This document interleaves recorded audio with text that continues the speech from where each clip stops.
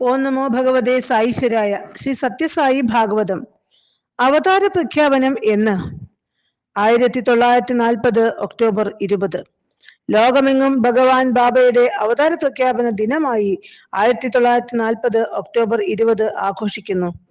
എന്നായിരുന്നു യഥാർത്ഥ അവതാര പ്രഖ്യാപനം? അവിടുത്തെ ജീവിതചരിതം പഠിക്കുമ്പോൾ ഒരു കാര്യം വ്യക്തമാകും. ശരീരം സ്വീകരിക്കുന്നതിന് മുമ്പേ തന്നെ ഭഗവാൻ തന്റെ അവതാര കാര്യം പ്രഖ്യാപിച്ചിരുന്നു. പക്ഷേ മന്ദമതികളും മന്ദഭാഗ്യരുമായ നമുക്ക് അത് മനസ്സിലായില്ലെന്ന് മാത്രം. അതിനാൽ തന്റെ ആഗമനം അവിടുന്ന് ഉറക്കെ ഒക്ടോബർ 20 ലോകത്തോട് പറഞ്ഞു. അവതാര പ്രഖ്യാപനം വരെയുള്ള ഭഗവാന്റെ ജീവിതഘട്ടങ്ങൾ ശ്രദ്ധിച്ചാൽ ഇക്കാര്യം വ്യക്തമാകും. ഭൂമിദേവി കരയുന്നു, എനിക്കത് കേൾക്കാം. ശ്രീമൻ നാരായണൻ നിന്റെ ഗൃഹത്തിൽ അവതരിക്കും എന്ന് വെങ്കാവധൂതൻ കൊണ്ടമ്മയോട് പറഞ്ഞത് അവതാര പുരുഷൻ ആഗമിക്കുന്നതിന്റെ ആദ്യ ശംഖനാദമായിരുന്നില്ലേ? പക്ഷേ അന്ന് അത് കൊണ്ടമ്മരാജു മാത്രം വിശ്വസിച്ചു.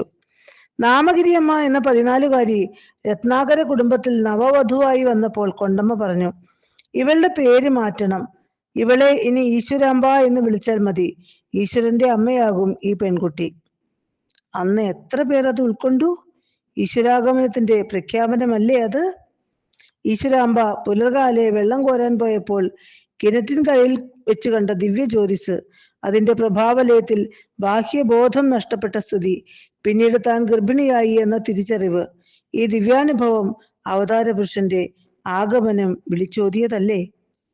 ഈശ്വരാമ്പയുടെ ഭർത്തൃമാതാവ് ലക്ഷ്മമ്മയ്ക്കുണ്ടായ അനുഭൂതികൾ, രാത്രിയിൽ സ്വയമേവ ഗാനം മുതിർത്ത സംഗീതോപകരണങ്ങൾ, ഇതിന്റെ എല്ലാം കാരണം ഗൃഹത്തിലുള്ള ദിവ്യ സാന്നിധ്യമെന്ന ജ്യോത്സ്യരുടെ വെളിപ്പെടുത്തൽ, ഇത് അവതാര പ്രഖ്യാപനമല്ലായിരുന്നു? കരയാത്ത നവജാത ശിശു, പ്രസവം കഴിഞ്ഞതേയുള്ളൂ. ഈശ്വരാമ്പ ആരും കാണാതെ കുഞ്ഞിന്റെ പിഞ്ചു തുടയിൽ നുള്ളിയതും നവജാത ശിശു പുഞ്ചിരിച്ചതും പിന്നീട് പ്രസവമുറിയിൽ കണ്ട സർപ്പസാന്നിധ്യവും അവതാര പുരുഷൻ വന്നു എന്നതിന്റെ പ്രത്യക്ഷമായ തെളിവുകൾ ആയിരുന്നില്ലേ? കുട്ടിയായ സത്യനിൽ പ്രകടമായ അപാര കാരുണ്യം, എല്ലാവരെയും സ്നേഹിക്കാനും സേവിക്കാനുമുള്ള വെമ്പൽ, ഗ്രാമീണർ ജ്ഞാനി എന്ന് വിളിച്ചു തുടങ്ങിയത്, കൂട്ടുകാർക്ക് സഞ്ചിയിൽ നിന്നും എടുത്തു കൊടുത്തിരുന്ന മധുര പലഹാരങ്ങൾ, കൂട്ടുകാർ സഞ്ചിയിൽ പിടിച്ചിട്ട് തവളക്കുഞ്ഞുങ്ങളെ പ്രാവുകളാക്കി പറപ്പിച്ചു വിട്ടത്, ഈ ലീലകളെല്ലാം താൻ അവതാരപുരുഷനാണെന്ന് പറയാതെ പറയുന്നതായിരുന്നില്ലേ? അധ്യാപകൻ കൊണ്ടപ്പ കസേരയിൽ ഒട്ടിപ്പോയ സന്ദർഭം എത്ര വ്യക്തമായ അവതാര പ്രഖ്യാപനമായിരുന്നു! പിന്നീട് സ്വാമി തന്നെ അരുളി, ഈ ബാലൻ ആര് എന്ന് ലോകം ചോദിക്കേണ്ട സമയമായി. അതിനായിരുന്നു ആ ലീല. സഹോദരി വെങ്കമ്മയുടെ വീട് നിർമ്മാണത്തിന് ഭീഷണിയായി മാറിയ കനത്ത കറുത്ത മേഘക്കൂട്ടങ്ങളെ വിരൽ ചൂണ്ടി അകറ്റിയത്, ഗ്രാമം മുഴുവൻ അത് കണ്ട് വിസ്മയിച്ച നിമിഷങ്ങൾ, അവിടുന്ന് ആരെന്ന് നമ്മെ അറിയിക്കാനല്ലായിരുന്നുവോ ആ ലീല? സഹപാഠിയോട് 7 വർഷം മുമ്പ് തന്നെ ഭാരതത്തിന് സ്വാതന്ത്ര്യം 1947 ഓഗസ്റ്റ് 15 ലഭിക്കും എന്നരുളിയ സന്ദർഭം, ഒരു സാധാരണ ബാലന് കഴിയുന്നതാണോ ഇക്കാര്യം? 13-ാം വയസ്സിൽ എഴുതിയ ചേപ്പിനട്ടു ചേസ്താര എന്ന ഗംഭീര നാടകം, ഇന്നും പ്രസക്തമായ അതിലെ ആശയം, ഇതൊക്കെ ഒരു സാധാരണ ബാലന് സാധിക്കാവുന്നതോ? സ്റ്റാലിന്റെ കാലത്ത് റഷ്യയിൽ നിന്നും 1936 ഭഗവത് ദർശനത്തിലെത്തിയ വൂൾഫ് മെസ്സിംഗ് എന്ന തപസി, അദ്ദേഹം കൊച്ചു സത്യനെ കുറിച്ച് രേഖപ്പെടുത്തിയ വാക്കുകൾ, ഇതൊക്കെ അവതാരത്തെ ലോകത്തിനു മുന്നിൽ അവതരിപ്പിക്കുകയായിരുന്നില്ലേ? ഭീകരനായ മന്ത്രവാദിയുടെ ക്രൂരമായ പീഡനങ്ങൾ ഏറ്റിട്ടും മൗനം പൂണ്ടു നിന്ന സത്യന്റെ സ്ഥിതപ്രജ്ഞത്വം അവതാര പുരുഷന് മാത്രം കഴിയുന്ന കാര്യമല്ലേ? ഇക്കാര്യവും പ്രസംഗമധ്യേ അവിടുന്ന് സൂചിപ്പിച്ചിരുന്നു. ആര് നീ, പ്രേതമോ പിശാചോ എന്ന പിതാവിന്റെ ചോദ്യത്തിന് ഉത്തരമായി സത്യൻ കൊടുത്ത മറുപടി, ഞാൻ സായിബാബ, ഭരദ്വാജ ഗോത്രം, ആപസ്തംഭ സൂത്രം, നിങ്ങളുടെ വെങ്കാവധൂതൻ വിളിച്ചു, ഞാൻ വന്നു. ഇവിടെ എത്ര വ്യക്തമാണ് അവതാര പുരുഷന്റെ വെളിപ്പെടുത്തൽ! ബെല്ലാരി മുനിസിപ്പൽ ചെയർമാനും ഭാര്യയും കണ്ട ഒരേ സ്വപ്നം, ഹംപിയിലെ വിരൂപാക്ഷ ക്ഷേത്ര ശ്രീകോവിലിൽ കണ്ട സത്യന്റെ സാന്നിധ്യം, ഇതൊക്കെ അവതാര പുരുഷന്റെ വ്യക്തമായ പ്രഖ്യാപനങ്ങളല്ലേ? നീ സായി എന്നതിന് തെളിവ് എന്ത് എന്ന് ചോദിച്ച ഗ്രാമീണർക്ക് മുമ്പിൽ മല്ലികപ്പൂക്കൾ വാരി താഴേക്ക് ഇടുകയും അത് സായിബാബ എന്ന് തെലുഗു ലിപിയിൽ വീഴുകയും ചെയ്ത സംഭവം അവതാര പ്രഖ്യാപനമല്ലേ? ഇത്രയും സന്ദർഭങ്ങൾക്ക് ശേഷമാണ് സത്യനാരായണ രാജു തന്റെ അവതാര ദൗത്യം വെളിപ്പെടുത്തി കുടുംബത്തിൽ നിന്നും ഇറങ്ങിപ്പോന്നത്. അവതാര പുരുഷന്മാരുടെ ജീവിതചരിത്രങ്ങളിൽ ഈ സമാനതകൾ വ്യക്തമായി കാണാനാവും. അവർ വരുന്നതിന് മുമ്പേയുള്ള അറിയിപ്പ്, ഒരുക്കങ്ങൾ, ദിവ്യത്വത്തിന്റെ പ്രകടനം, പിന്നീട് പരസ്യമായി താൻ ആരെന്ന് വെളിപ്പെടുത്തൽ. ഭഗവാൻ ബാബ ഇതേക്കുറിച്ച് ഇങ്ങനെ അരുളുന്നു: ജന്മ കർമ്മ ചമേ ദിവ്യം. എന്റെ ജന്മം, കർമ്മം എന്നിവ ദിവ്യമാണ്. ആ ദിവ്യത്തെ മനസ്സിലാക്കി വേണം അവതാര ചരിതം രചിക്കാൻ.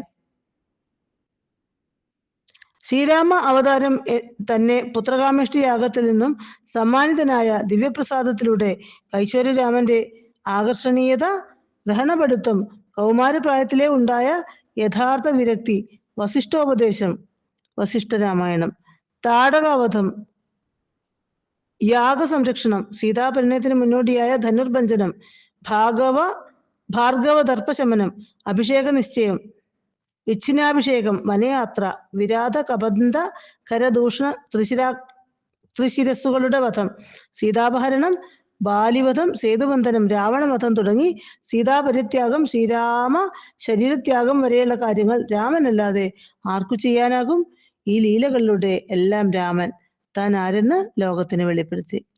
സംഭവബഹുലമായ ശ്രീകൃഷ്ണ ചരിത്രത്തിൽ ജന്മം മുതൽ തന്നെ തന്റെ ദിവ്യത്വം വ്യക്തമായും അവിടുന്ന് പ്രകടമാക്കി.